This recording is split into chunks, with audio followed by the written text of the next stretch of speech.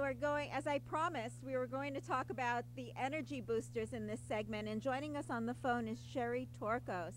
She's a holistic pharmacist and author and also fitness instructor and lecturer. And she received her Bachelor of Science degree in pharmacy from the Philadelphia College of Pharmacy and Sciences. Hi, Sherry. Welcome back. Hi, Dr. Goldberg. Thanks for having me. Thanks for waiting through. We had rather an exciting segment, and you can understand. And now we're going to have you tell everyone the truth about some of these popular energy boosters. What are some of the more popular ones that people are using out there? Well, there are just so many different energy drinks. Of course, Red Bull is probably one of the most popularly and widely known.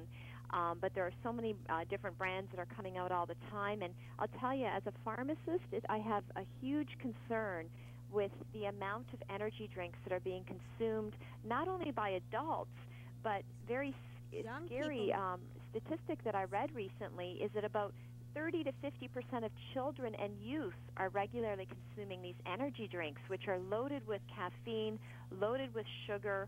They don't provide any good nutritional value, and they can put people's health in jeopardy. That's right. And, I've been seeing a lot of younger people in my practice, 19 to 25, with palpitations. And that's one of the first questions I ask them. Absolutely. Palpitations or that racing heart, these products can raise blood pressure. They can cause kidney and liver damage.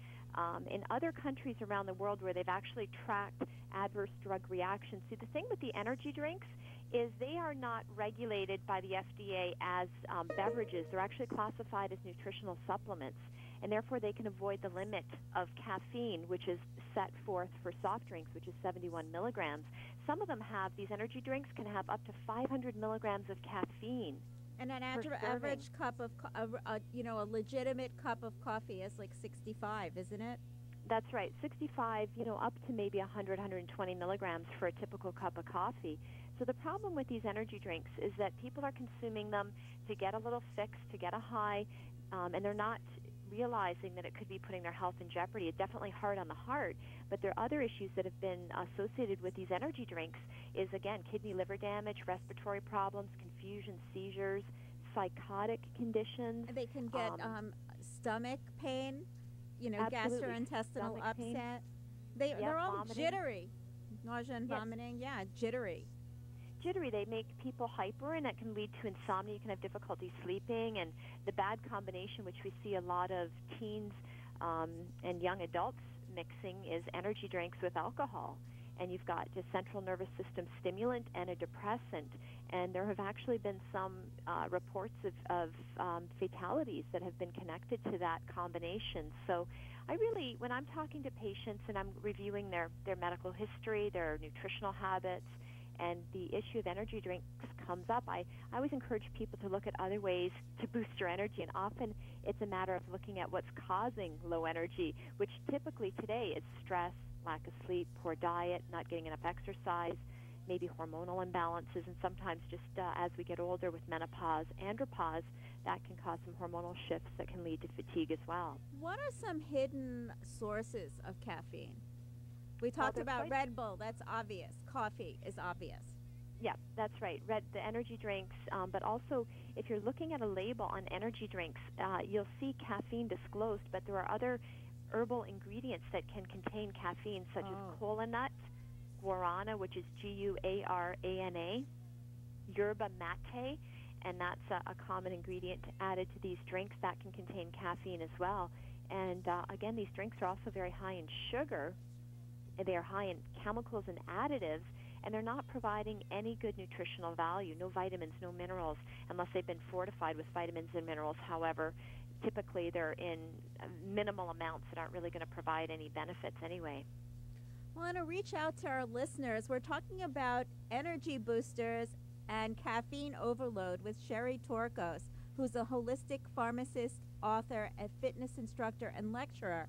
And if you want to get decaffeinated, why don't you give us a call at 877-NYU-DOCS, 877-698-3627, or the email option, docs@SiriusXM.com, because Sherry has some natural ways that we can get our energy. Right, Sherry?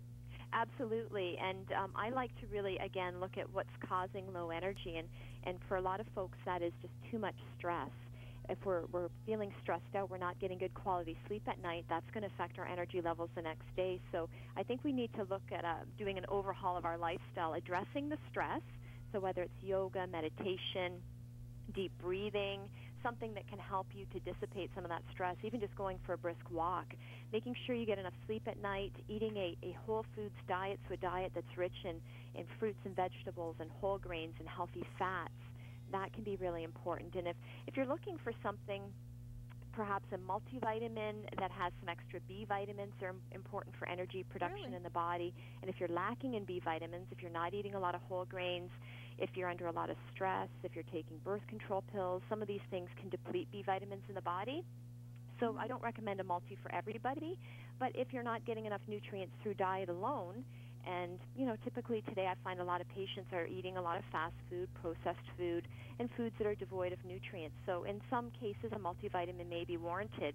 And there are also products you'll see in health food stores and pharmacies, different types of ginseng which can be used, and ginseng. There are different types of ginseng. Some of them do have a bit of an energy-boosting effect, but you have to be careful if you're taking ginseng and if you're on any blood thinners or blood pressure medication, because sometimes there can be interactions. See, that's why it's so great to have you, Sherry, as a holistic pharmacist. You give people the bottom line that, some of these supplements can actually interfere with prescribed drugs. They can, and I think there's a misconception when people go into a health food store or pharmacy. If you can buy something without a prescription, people often think, well, then there's no problem, there's no side effects, it's, safe. Not always the case. You really have to ask questions, ask your doctor, ask your pharmacist. That's what we're there for, to make sure that there aren't any negative interactions. There are a lot of supplements that you can take quite safely, but it's still important to check. So we mentioned ginseng. Another one which is fairly new, it's been used in Asia for a long time, but it's gaining a lot of interest and popularity here in North America, and that's called Tongkat Ali. It's Tongkat-Le, and it's got kind of a funky name, but the other name for it is Tanaga. And Tanaga was actually developed in collaboration with the Massachusetts Institute of Technology, and they've done some interesting research on this. It's a rainforest botanical, showing that it can help with improving well-being, energy, vitality.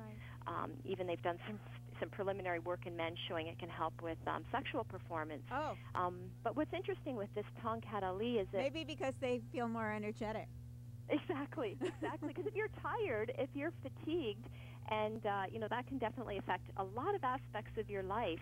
And what they found is that it can help to normalize testosterone levels and balance cortisol levels as well. And for a lot of people today, again, that are stressed, stress is often an underlying cause of low energy levels.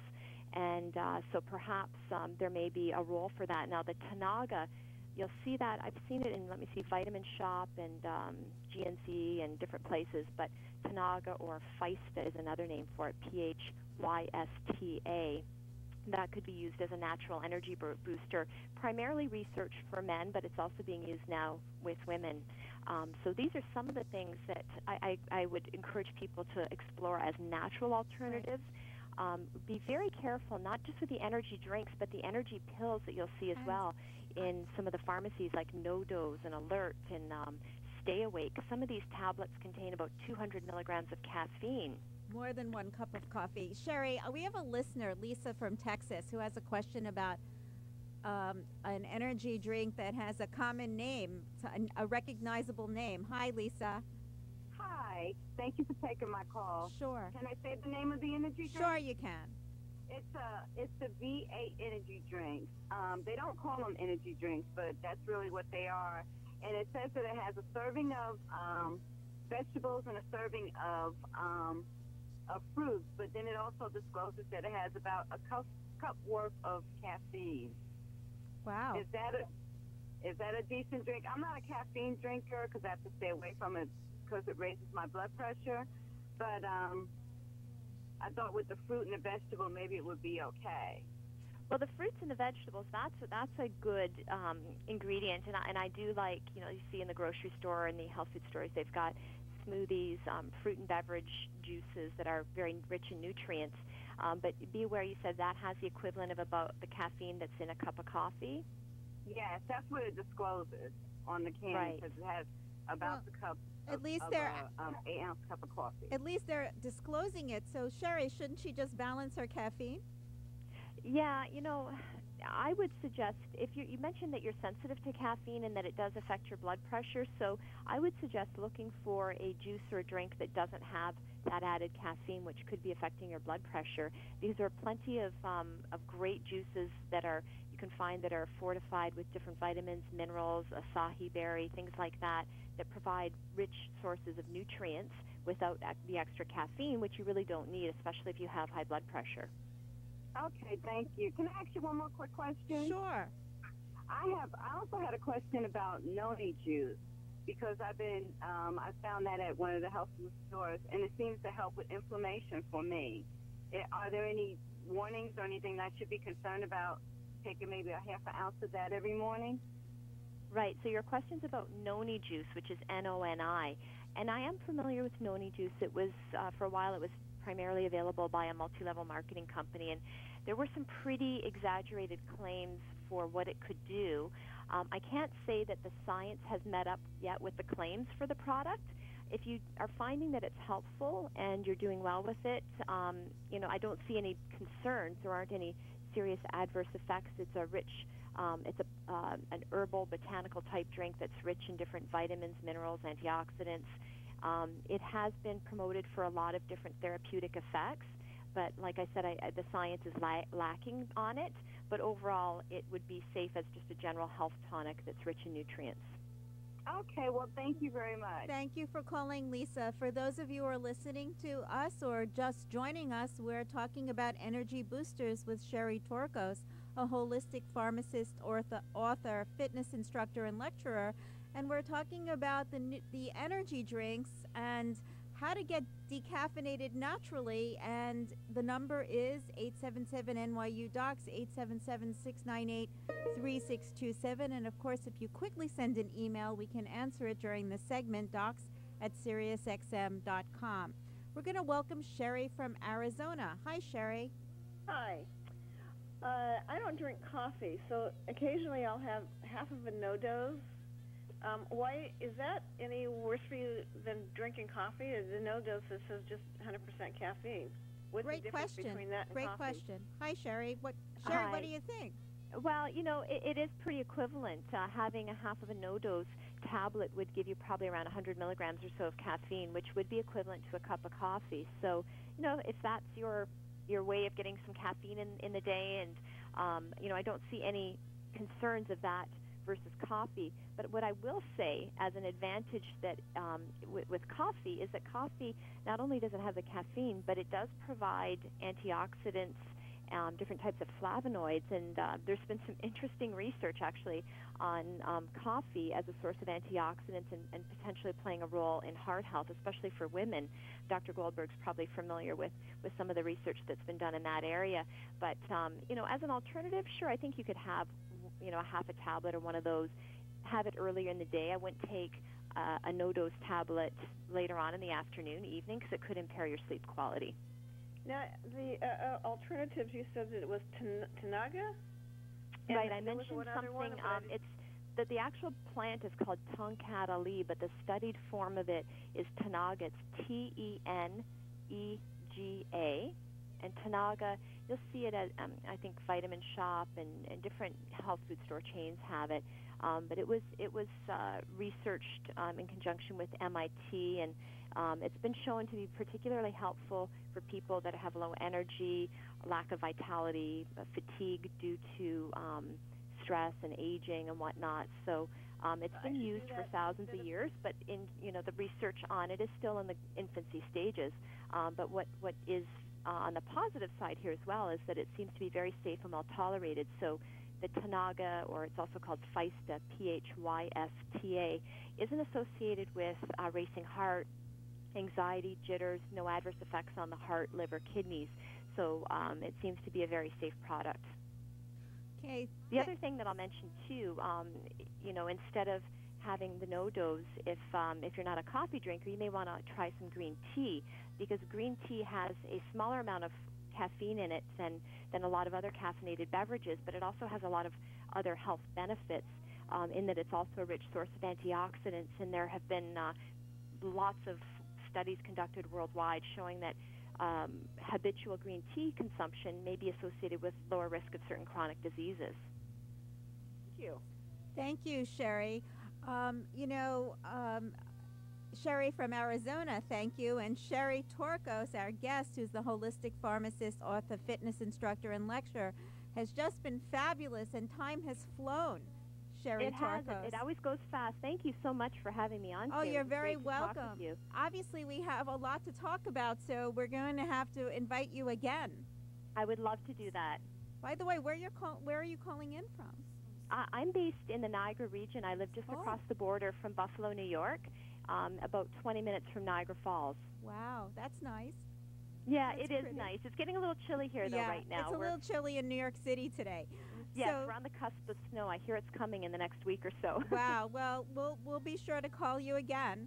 I would love to do that. Thanks so much, Dr. You're Goldberg. welcome. Have a great day. Coming up next, we're going to have open phones with Dr. Nisa Goldberg and her producer, Lori Parker. And the number to call in about your heart questions are 877-NYU-DOCS, 877-698-3627. We'll be right back.